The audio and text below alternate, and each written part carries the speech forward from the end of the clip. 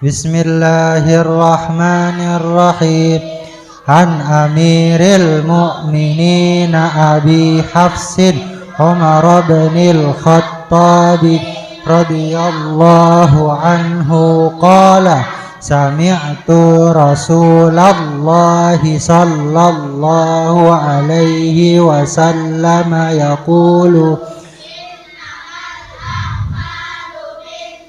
yati wa innama likulli imri'in ma nawa faman kanat hijratuhu ilallahi wa rasulih fahijratuhu ilallahi wa rasulih wa man kanat hijratuhu lidunya yusibuha aw imra'atin yankihuha fahijratuhu ila ma hajara ilaihi.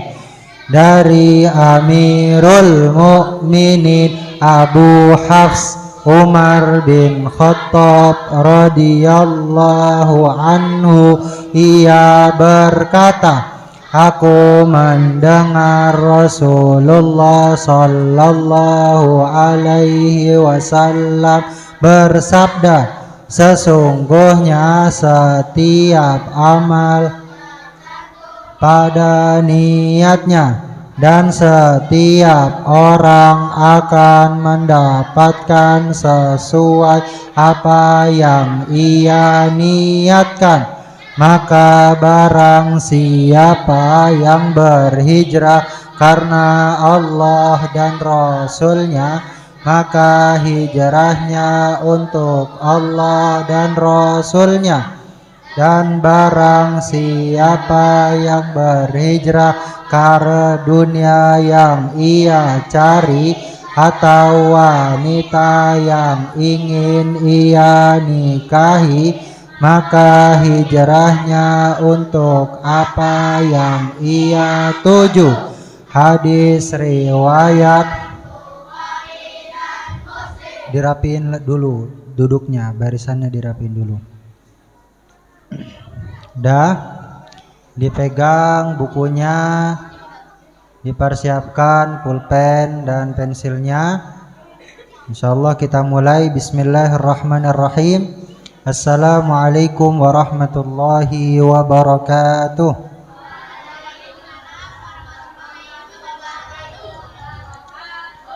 Bismillah walhamdulillah wassalatu wassalamu ala rasulillah wa ala alihi wa ashabihi wa man tabi'a risalatah. Subhanaka la ilma lana illa ma 'allamtana innaka antal alimul hakim. Rabbi shrah li sadri wa yassir li amri wahlul 'uqdatam min lisani yafqahu qawli, amma ba'd.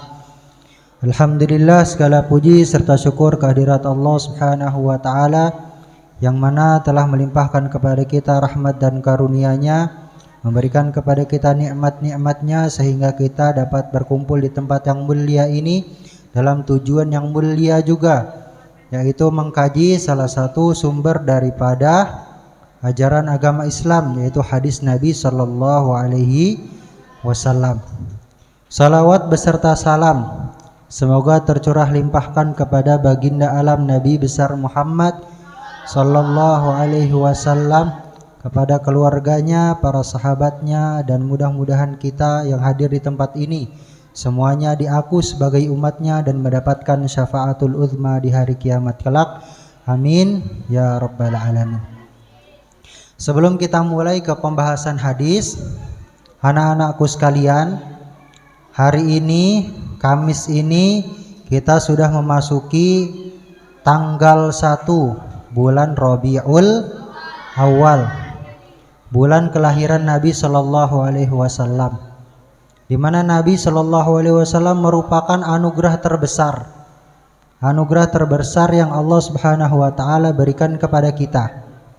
Dengan diutusnya Nabi Muhammad sallallahu alaihi wasallam, kita bisa tahu mana yang hak, mana yang batil, mana yang benar, mana yang salah. Dengan diutusnya Nabi Shallallahu Alaihi Wasallam, kita bisa kenal kepada Tuhan yang menciptakan kita, Allah Subhanahu wa Ta'ala.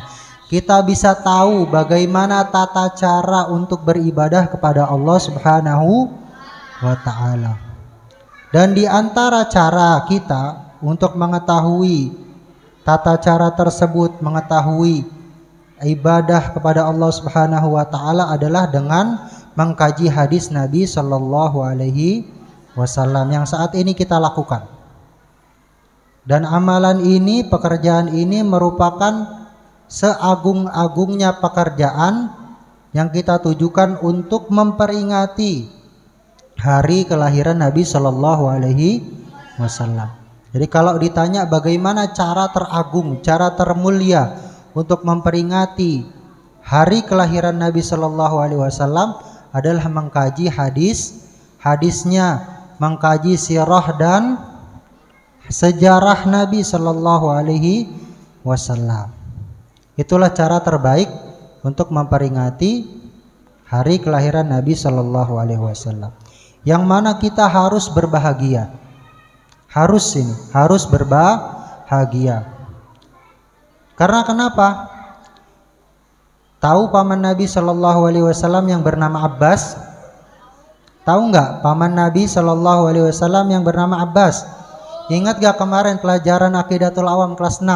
Siapa saja nama paman Nabi? Abbas, Hamzah, terus yang bibinya siapa?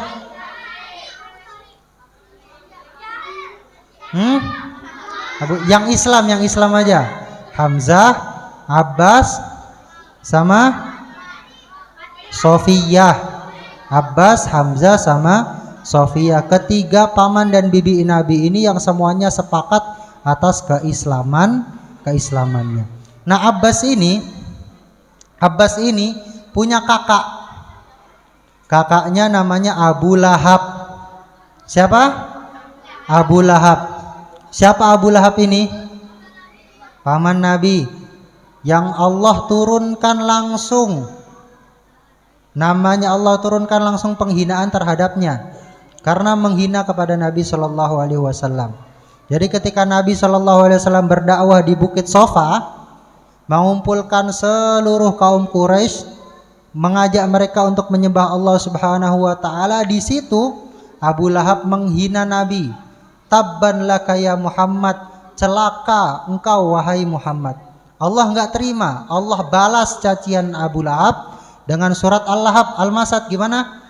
Tabbat yada abi lahabi wa tab. Ma aghna anhu maluhu wa ma kasab sayasla naran dzata lahab wa imra'atuhu hammalatal hatab fi jidiha hablum mim. Yang mana di ayat itu terdapat gambaran siksaan yang nanti akan diterima Abu Lahab di neraka. Dengan ayat dan surat tersebut sudah pasti Abu Lahab ini menjadi ahli neraka. Tapi Abbas ini sepeninggal Abu Lahab, sepeninggal kakaknya ini pernah bermimpi. Abu Lahab meninggal. Terus Abbas adiknya yang Islam ini mimpi ketemu Abu Lahab. Ditanya, wahai Abu Lahab, wahai kakakku, bagaimana keadaanmu setelah meninggal? Dijawab oleh Abu Lahab, saya dalam keadaan seburuk-buruknya keadaan. Saya dalam keadaan seburuk-buruknya keadaan. Saya disiksa setiap hari. Akan tetapi azab saya dikurangi. Azab saya diringankan di setiap hari Senin. Kenapa? Sebab dulu ketika Muhammad lahir, aku bahagianya luar biasa.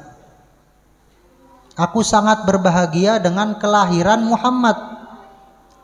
Saking bahagianya, budak yang mengabarkan kepadaku tentang kelahiran Muhammad saya merdekakan. Yang bernama siapa?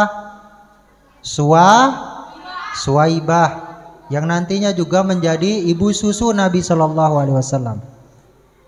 Jadi Suwaibah ini budaknya Abu Lahab yang ketika mengabarkan tentang kelahiran Nabi Muhammad, saking senangnya itu dimerdekakan. Nah, Allah berterima kasih, Allah membalas kebahagiaan yang dimiliki oleh Abu Lahab ketika Nabi Shallallahu Alaihi Wasallam lahir. Dengan apa? Dengan diringankan siksanya setiap hari Senin.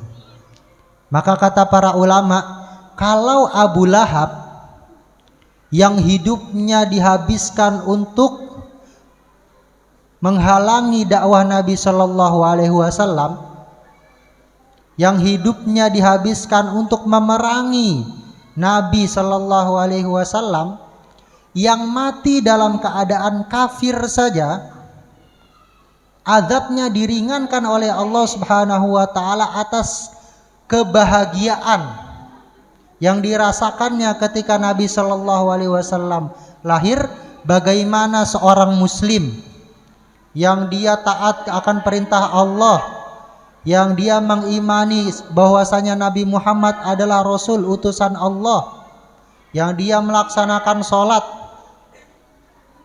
bagaimana kalau orang muslim tersebut bahagia terhadap kelahiran Nabi Sallallahu Alaihi Wasallam? Orang kafir saja, orang yang memerangi Islam saja, orang yang bahkan oleh Allah dijamin masuk neraka saja, masih diberikan keringanan, diberikan nikmat dalam kubur. Bagaimana kita yang orang muslim, kalau kita bangga, kalau kita senang, kalau kita bahagia dengan kelahiran Nabi Sallallahu Alaihi Wasallam.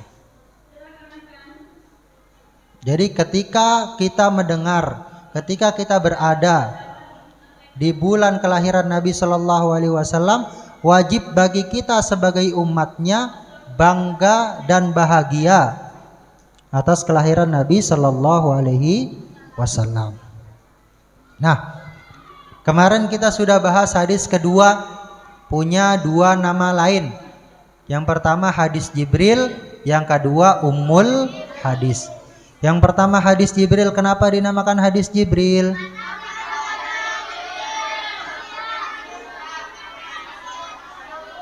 Karena dalam hadis tersebut disebutkan bahwasanya Jibril turun dalam rupa manusia. Yang kedua dinamakan Ummul Hadis, kenapa? Karena pokok dan intisari ajaran agama Islam semuanya terkumpul dalam hadis ini. Emang apa aja sih pokok dan intisari agama Islam?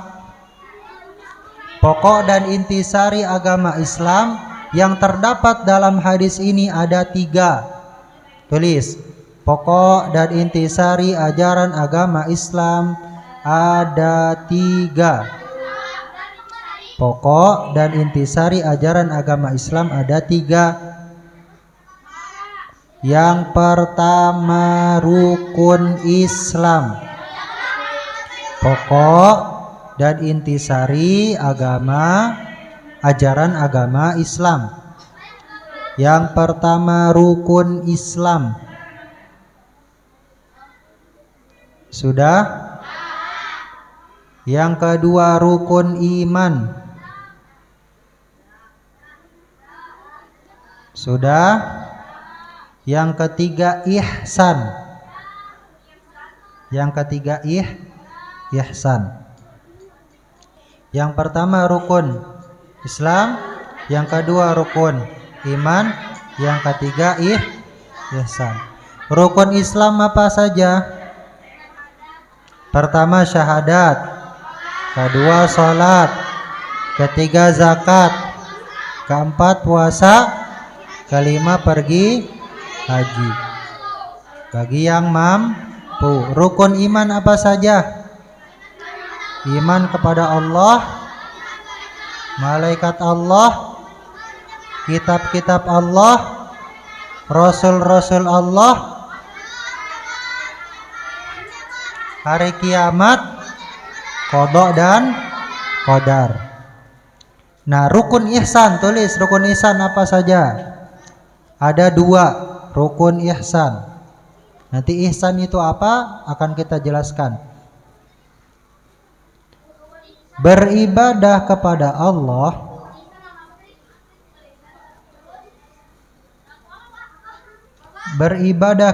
Allah seakan-akan kita menyaksikan Allah.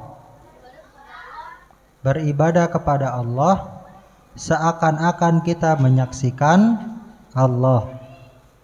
Jadi beribadah sholat, beribadah puasa, seakan-akan kita menyaksikan Allah, melihat Allah.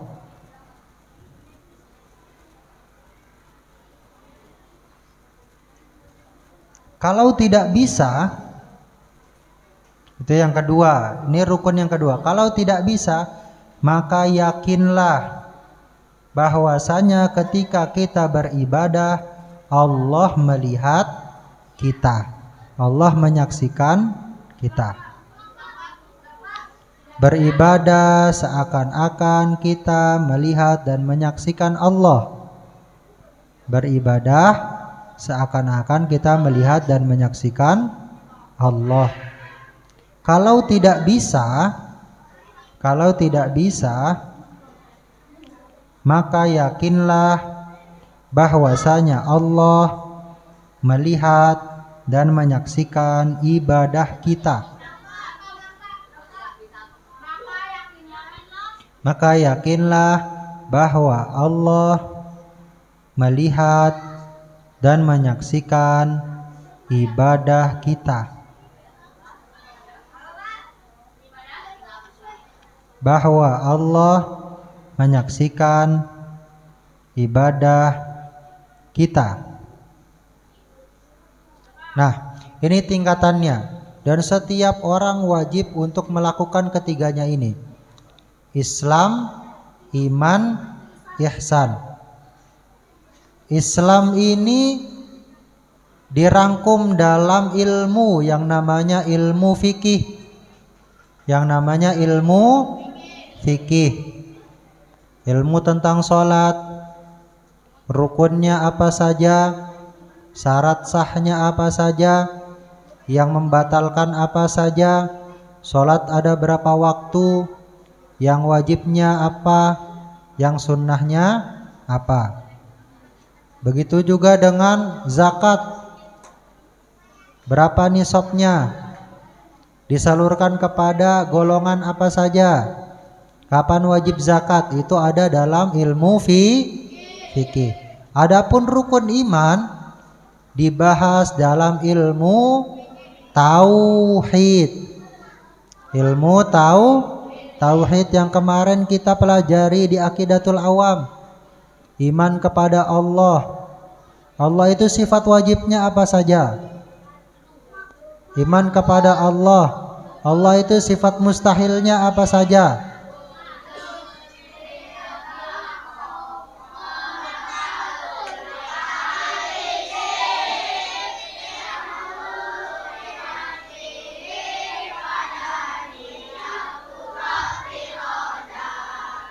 Ilmu hayat sama basar kalam qadiran muridan aliman hayyan sami'an basiran mutakallima.